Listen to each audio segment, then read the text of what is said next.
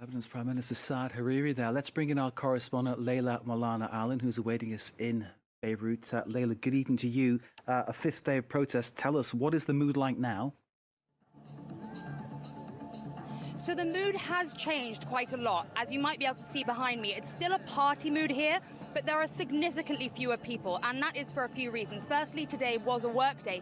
Even though a general strike had been called, that didn't happen. And of course, some of the people the most affected by the economic problems that they're protesting against are people who cannot afford to miss work and lose their pay and potentially lose their jobs. So they haven't been here today. Some did turn out after work. Tomorrow the banks will still be closed, but again a work day, which might be why some of the people have dwindled here. It has been dwindling over the last few hours.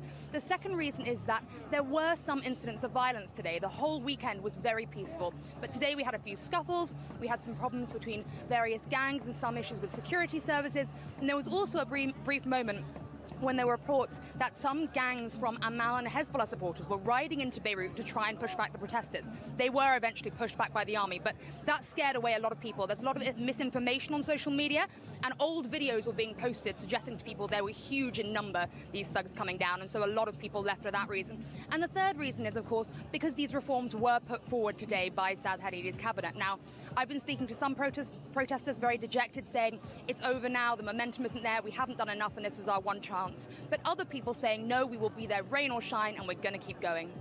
Layla, tell us then about these reforms to appease the protesters. What are they? Yes, so on Friday, Prime Minister Saad Hariri asked for 72 hours to try and put something forward. And today they did announce, the cabinet agreed. They agreed that they had agreed the 2020 budget. It took 4 days of fierce negotiation to agree the 2019 budget, just one morning to do it. So, of course, people are saying, if you could do it, why didn't you do it sooner? It includes a few things. One of the things that might appease protesters a bit is a 50% cut in the salaries for both current ministers and former ministers of the government who do still receive a salary. And also the drafting of a law to try and get back some of the money that has been siphoned off by corrupt politicians, although no guidance on how that will actually happen.